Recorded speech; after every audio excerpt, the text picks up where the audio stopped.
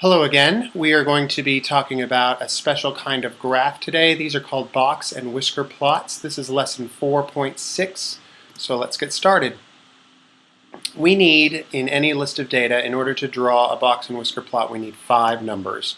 We need the minimum, we need the lower quartile, which we called Q1, we need the median, we need the upper quartile, which is called Q3, and we need the maximum.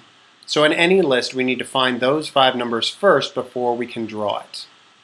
Okay, so here's our number line, and let's just pretend we already have the data, and I'll show you how to draw it.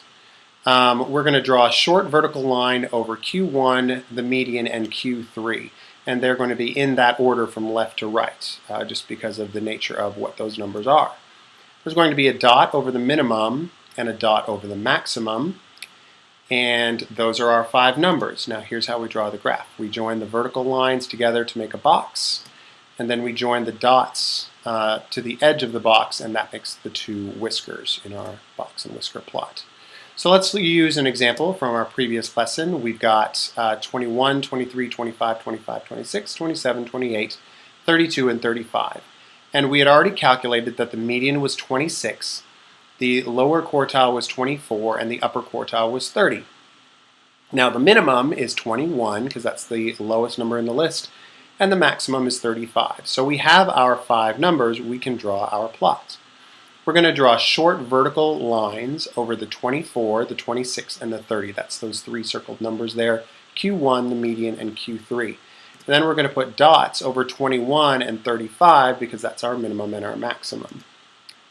We join the 24, the 26, and the 30 to make a box, and then we join the 21 and 35 to the box with 2 whiskers, and that's how you make one.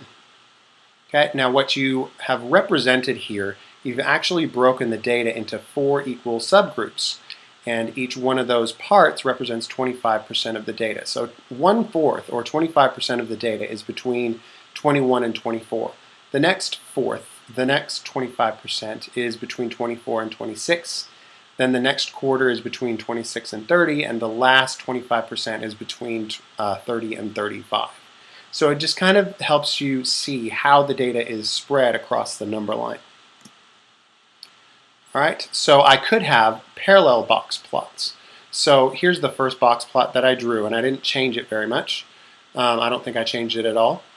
And so let's say I've got a box plot that represents scores before and after learning the material. We gave them a 35-point quiz before they learned the material, and then after, just to see how much they improved.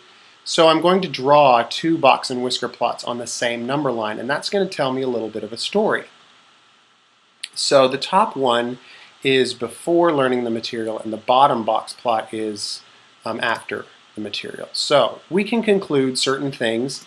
We can say that the median is 5 points higher, just looking at that red bar that moved from 26 to 31. We can say that the range is 6 points smaller, so the scores were closer together, and we can say that the interquartile range is half as big. So that middle half that we sometimes refer to it as, that actually shrunk, and that says something about the spread of the grades. Again, they're a lot closer together than they were at the beginning. So that's basically how you can tell a story using parallel box plots. If you have any questions about any of this, please let me know, and I will see you tomorrow.